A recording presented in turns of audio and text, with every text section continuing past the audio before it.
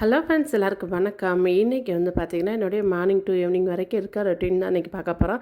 Saturday special அப்படின்னு சொல்லலாம். எங்கள் வீட்டில் வந்து இன்றைக்கி வந்து பார்த்திங்கன்னா மீன் குழம்பு தான் எடுத்திருக்கோம். ஸோ அதனால் மீன் வாங்க போயிட்டாங்க. காலையில் பார்த்திங்கன்னா மார்னிங் வந்து எங்கள் வீட்டுக்கு பின் சைடு வந்து இந்த மாதிரிக்கே தற்காப்பு ஒரு மாஸ்டர் வந்து குழந்தைகளுக்கு சொல்லி கொடுத்துக்கிட்டு இருப்பாங்க.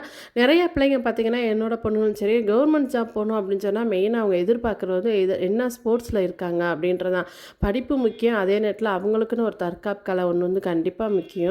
பிள்ளைங்களை வந்து அவங்களுக்குள்ளே இருக்க டேலண்ட் என்ன அப்படின்னு சொல்லி பார்த்து அவங்கள அதை கற்றுக் கொடுக்க பேரண்ட்ஸ் வந்து கண்டிப்பாக வந்து பிள்ளைகளுக்கு சப்போர்ட் பண்ணுங்கள்.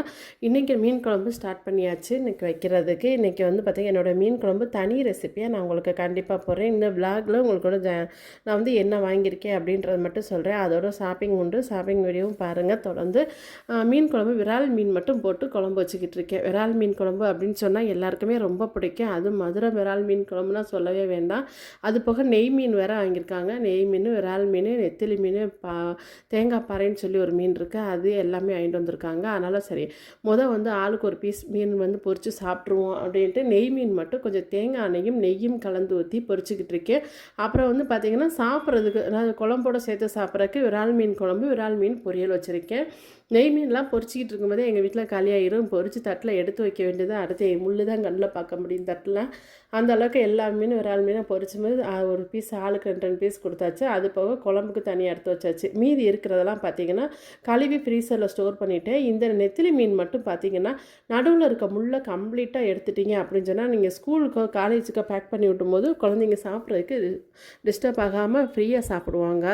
ஸோ இன்றைக்கி வந்து மதுரை டிமார்ட் தான் கிளம்பியிருக்கோம். இன்றைக்கி மதுரை டிமார்ட்டில் வந்து பார்த்திங்கன்னா பிள்ளைங்களுக்கு தேவையான எல்லாமே வாங்கலாம் அப்படின்னு சொல்லி வந்தோம்.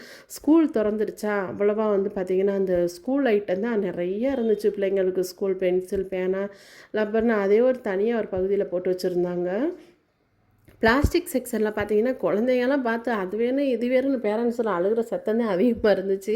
பார்த்துட்டு அப்படியே கொஞ்சம் வேடிக்கை பார்த்துட்டு வீட்டுக்கு தேவையான எல்லா திங்ஸும் வாங்கிட்டு வந்திருக்கேன். என்ன வாங்கியிருக்கேன்னு கடைசியாக தான் போட்டிருக்கேன் பாருங்கள். அப்புறம் வந்து பார்த்திங்கன்னா நான் வந்து மேக்ஸிமம் வந்து எங்கள் வீட்டுக்காரர் எனக்கு வந்து பஜாரில் தான் வந்து எல்லா பலசர ஜாமாவும் வாங்கிட்டு வந்து கொடுப்பாங்க.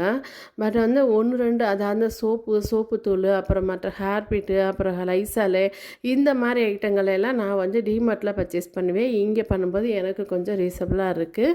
ஸோ அவங்க வாங்குறதுக்கு வந்து அவங்க எனக்கு வந்து ஹோல்சேல் கடையில் எல்லாமே பல்காக வாங்கிட்டு வந்து கொடுத்துருவாங்க. எதுவுமே அன்னன்னைக்கு வாங்குற வேலை கிடையாது எங்களுக்கு. மொத்தமாக வந்து வாங்கி ஸ்டோர் பண்ணி வச்சு சமைக்கிறது தான் எனக்கு பிடிக்கும். அதே போல் சோப்பு வாங்கினா கூட நான் வந்து ஒரு குறைஞ்சது 3லேருந்து 4 மாதம் வரைக்கும் மொத்தமாக பல்காக வாங்கி வச்சுக்கிறேன். சோப்பு தூளும் அதே போல் ஒரு 10 கேஜின்னு வாங்கினேன் அப்படின்னு சொன்னால் 5 கேஜி அல்லது 10 கேஜி வாங்கிக்கிறேன். அதோட லிக்விடும் வாங்கிக்கிறேன். ஸோ அந்த மாதிரிக்கு இருக்க எனக்கு இந்த டிமார்ட்டு ரொம்ப வசதியாக தான் இருக்குது. அப்புறம் வந்து பார்த்திங்கன்னா நம்ம குளிக்கிற சோப்பு, ஷாம்பு, கண்டிஷ்னரு, அப்புறம் சீரம் வந்து நான் வந்து மற்ற கம்பெனி ஐட்டம் வந்து போட்டுக்கிடுவேன். ஷாம்பு, கண்டிஷ்னர் இங்கே ஓரளவுக்கு வாங்கிக்கிடுவேன். பார்த்திங்கன்னா பில் வந்து இன்றைக்கி என் சின்ன பொண்ணோட போனதுனால கொஞ்சம் குறைஞ்சிருக்கு. வெறும் 7000க்கு வாங்கியிருக்கேன். இதே சப்போஸ் பெரிய பொண்ணோட அவளையும் கூட்டிகிட்டு போனேன்னு வச்சுக்கோங்க, குறைஞ்சது 10,000 ஆக்கிடுவா. சரி இதை எடுக்காதீங்கம்மா அதை எடுக்காதீங்கம்மா அப்படின்னு எல்லாத்தையும் தட்டி தட்டி விட்டா. நான் மேக்ஸிமம் டிமார்ட் போகிறது சீஸ் பாப்கார்னுக்காகத்தான். ஆனால் இந்த சீஸ் பாப்கார்ன் சாப்பிட்டா ரொம்ப பிடிக்கும். பாப்பா பிடிச்ச வெண்ணிலா ஐஸ்கிரீம் வாங்கிதான் எக்ஸ்ட்ரா ஒரு பில்லை போடணுமே, அதுக்காக தான் இந்த ஹேண்ட்பேக்கு.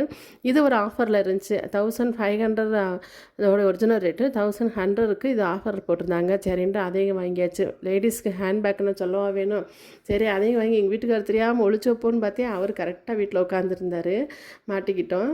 சரி எல்லாத்தையும் வாங்கியாச்சு. வாங்கிட்டு எல்லாத்தையும் பாருங்கள், நமக்கு வந்து ஒரு 2 மாதத்துக்கு தேவையானது மட்டும் தான் வாங்கிட்டு வந்திருக்கேன்.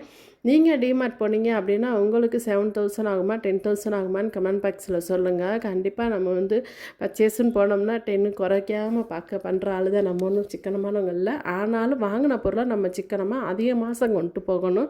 அங்கே வந்து நம்ம கேட்ச் பண்ணிக்கிறலாம். நிறைய வாங்குற மாதிரி தெரியும், பட் அதை வந்து நம்ம சிக்கனமாக செலவு பண்ணும்போது கூட ஒரு மாதத்துக்கு நம்ம யூஸ் பண்ணுற மாதிரி இருக்கணும். இப்போ நம்மளுடைய பலசர ஜாமான், நம்மளுடைய வருஷ ஜாமான், மந்த்லி ஜாமான் இதெல்லாம் வாங்கி எப்படி ஸ்டோர் பண்ணி பத்திரப்படுத்துறதுன்னு வர வீடியோவில் பார்க்கலாம். வீடியோ பிடிச்ச சேனல் சப்ஸ்கிரைப் பண்ணி லைக் பண்ணிக்கோங்க. நான் அடுத்த இன்னொரு வீடியோவில் சந்திக்கிறேன். பாய்.